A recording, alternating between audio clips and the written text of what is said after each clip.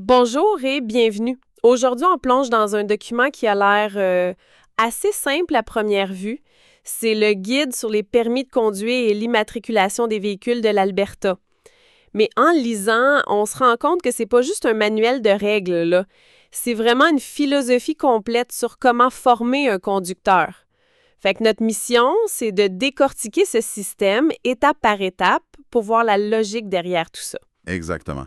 Puis le concept qui englobe tout ça, c'est le programme de permis de conduire progressif, le PCP. L'idée de base, c'est que conduire, c'est trop complexe pour juste passer un examen final, puis c'est tout. Ah, c'est pas juste un test, un parcours. C'est ça. C'est un apprentissage en couches. On gagne de l'expérience dans un environnement qui est de plus en plus autonome, mais toujours encadré. Fait que pour bien comprendre, on va suivre le chemin d'un nouveau conducteur, de sa première demande jusqu'au permis complet. Parfait. Allons-y. La porte d'entrée, c'est le permis d'apprenti, la classe 7. Les conditions sont assez simples. Test de vision, examen théorique, consentement des parents si tu as moins de 18 ans et un âge minimum de 14 ans. Et là, je m'arrête tout de suite. 14 ans, ça me semble incroyablement jeune pour commencer. C'est une réaction normale, mais ça s'explique très bien dans la logique du système. À 14 ans, on n'est pas tout seul sur l'autoroute, là. On est dans la phase la plus restrictive qui soit. C'est là que le cadre est le plus serré. D'accord. Mais toujours être accompagné. Par un conducteur d'expérience, j'imagine. Oui, quelqu'un de plus de 18 ans avec un permis complet, non probatoire, assis à l'avant. Essentiellement, t'es un copilote qui tient le volant. Donc, l'idée, c'est de commencer l'exposition à la conduite très tôt, mais dans une espèce de bulle de sécurité maximale.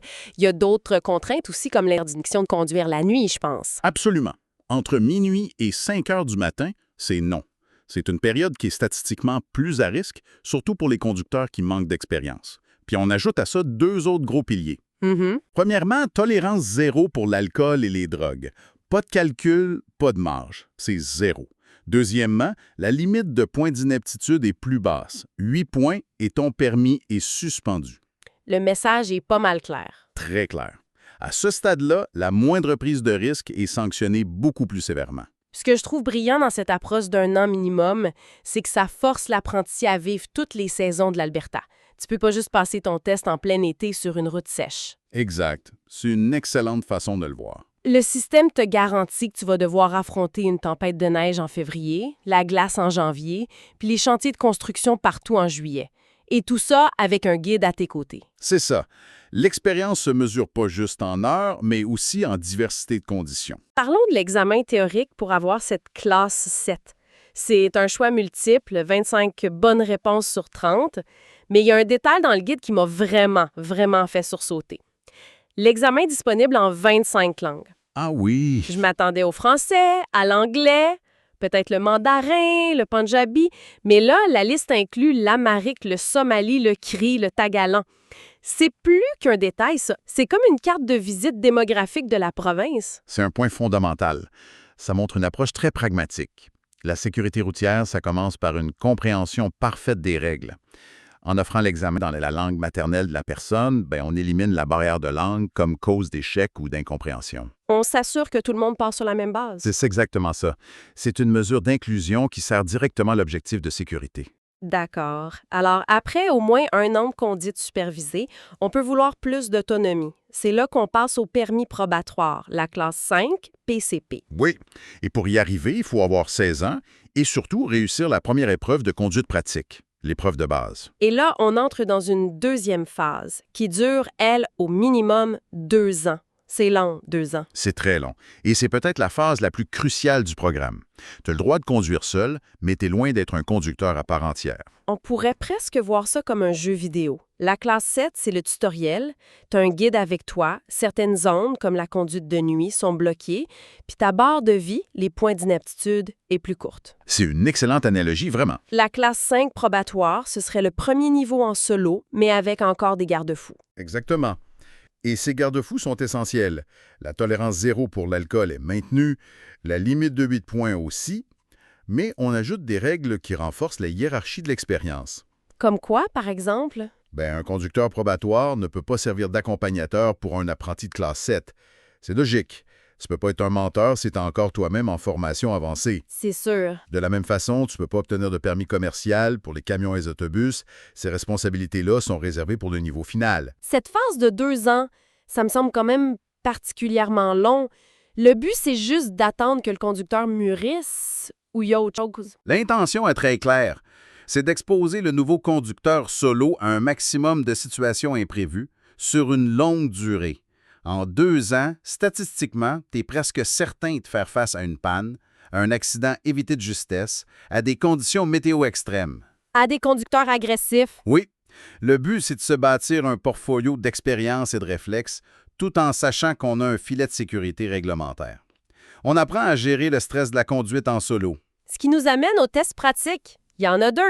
Le premier, l'épreuve de base, c'est pour sortir de la classe 7. C'est un test d'environ 30 minutes qui vérifie les compétences essentielles, genre les arrêts, le stationnement. C'est ça. En gros, est-ce que tu es sécuritaire pour être laissé seul sur la route? C'est un test de compétences fondamentales. Et l'épreuve avancée, celle qui permet de sortir du programme probatoire. Ah, ça, c'est un autre calibre. Elle dure environ 60 minutes, le double. Qu'est-ce qui la rend si différente à part la durée? On évalue quoi de plus? On évalue quelque chose de fondamentalement différent. L'épreuve de base vérifie si tu sais opérer le véhicule. L'épreuve avancée, elle, vérifie si tu sais t'intégrer de manière fluide et sécuritaire dans un trafic qui est complexe et rapide. Donc, on parle d'autoroute. Oui, le guide le précise. Des routes avec des vitesses de 80 à 100 km/h, l'utilisation des voies d'accélération, la gestion du trafic dense, on n'évalue plus seulement la technique, mais le jugement, l'anticipation. Ce que je trouve très parlant, c'est que la documentation liste des causes d'échec automatiques. C'est pas juste une accumulation d'erreurs. Non, une seule action peut te faire échouer sur le champ. Et ces causes-là sont très révélatrices de ce que le système juge non négociable. Comme dépasser la limite de vitesse, j'imagine. Oui, même légèrement. Ne pas marquer un arrêt complet. Monter sur un trottoir en se garant. Fait intéressant, échouer son stationnement en parallèle après 3 essais, c'est aussi un échec automatique. Ah ouais? Mais il y en a un que beaucoup de gens oublient, conduire trop lentement au point d'obstruer la circulation. Ça, c'est contre-intuitif. On associe souvent la prudence avec la lenteur. C'est une fausse équivalence. La sécurité, c'est basé sur la prévisibilité. Un conducteur trop lent sur une voie rapide, c'est aussi imprévisible et dangereux qu'un conducteur en excès de vitesse. Ça force les autres à des manœuvres risquées. L'examen teste ta capacité à t'adapter au rythme du trafic. D'accord. Alors, une fois cette épreuve avancée réussie, on arrive enfin au permis complet, la classe 5 non PCP. Si on calcule, le parcours minimum, c'est 3 ans. 1 an d'apprentissage, 2 ans de probatoire. C'est un marathon. C'est un vrai marathon. Mais les avantages sont significatifs. La limite de points d'inaptitude passe à 15, ce qui donne plus de marge. La tolérance zéro pour l'alcool est élevée. Et on peut enfin devenir accompagnateur pour un apprenti. Exactement, la boucle est bouclée. Et la porte s'ouvre aux permis commerciaux. On est vu comme un conducteur pleinement autonome et responsable. Mais même ce permis de classe 5, ce n'est pas un laissez-passer pour tout conduire. Et ce qui m'a frappé, c'est à quel point un permis peut être personnalisé avec les codes de condition. C'est un aspect fascinant. Le permis devient un portrait de tes capacités.